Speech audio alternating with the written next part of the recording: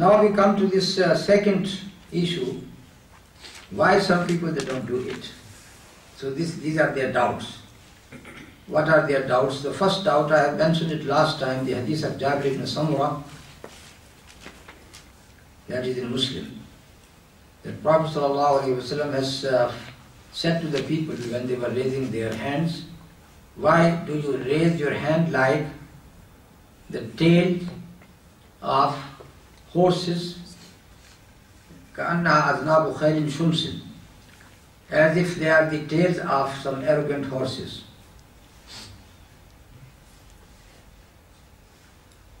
And I have given the answer to that hadith. What is the meaning of this hadith? Do you remember?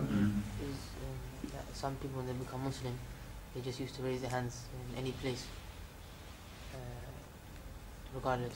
Yeah, some Bedouins, they used to raise hands without any purpose at all, and so Prophet ﷺ said, why are you raising your hand? That is one reply. Another one? Was when they raised it between sitting. When they were sitting in tashahhud. Yeah. When they are sitting in tashahhud, and instead of saying Assalamu alaikum, they used to raise their hands. So Prophet said, no, don't raise your hand, say Assalamu alaikum. And this is why this hadith is mentioned in all the collections of hadiths under the chapter of, what is the chapter? Babun fi salam, Babun fi taslim. There they have mentioned it. Nobody has mentioned it in the beginning of the prayer. And if you think that this raising of the hand applies to raising the hands before ruku and after ruku, and Prophet, when he saw them raising their hands, he said these words, then they apply to their raising the hand in the beginning as well. In the beginning when you raise your hand, in Eid prayer when you raise your hand, in Witr prayer when you raise your hand, it applies to all occasions. So that is the first doubt. The second is the hadith of Abdullah ibn Mas'ud in Tirmidhi, in which it is said that he prayed, فَلَمْ يَرْفَ يَدَيْهِ إِلَّا أَوَّلَ مَرَّةٍ, that he did not raise his hand except in the beginning.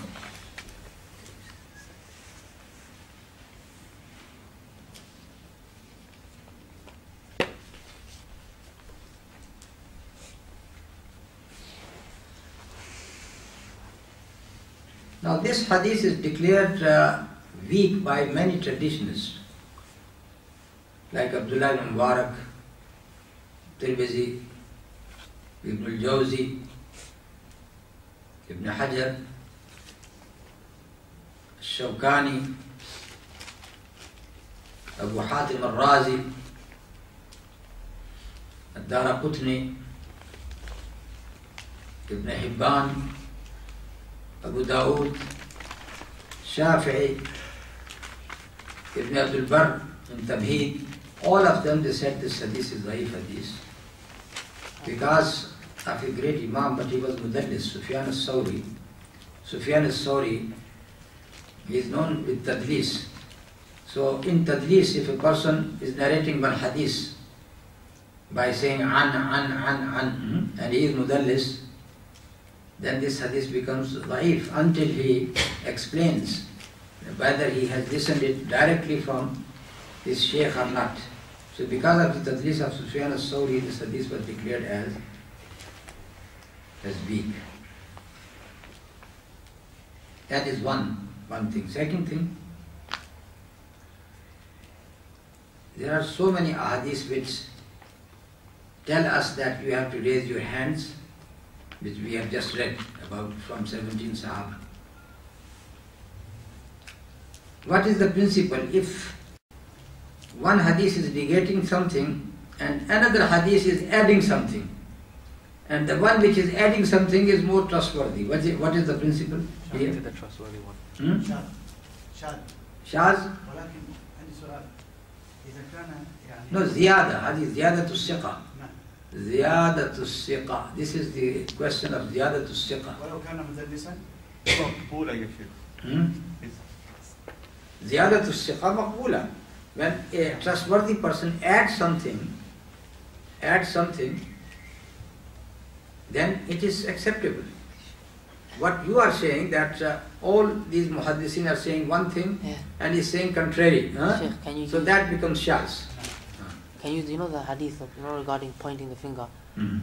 Sheikh Albani, I think some people say that there's so many hadith saying that you just point the finger, and there's one hadith where there's a reliable person who says you should move it. So can you apply that? Can you apply that here? Can you say this person This hadith in Abu Dawood, he said يحركها يدعو بها.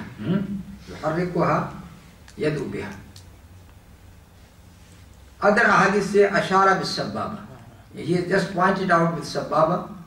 The other, but this hadith explained it how you did it. So there is no contradiction here. One hadith is just saying that you have to raise your finger. The other hadith is saying how to raise your finger. How to raise your finger. That is also it should be accepted. It's not an addition.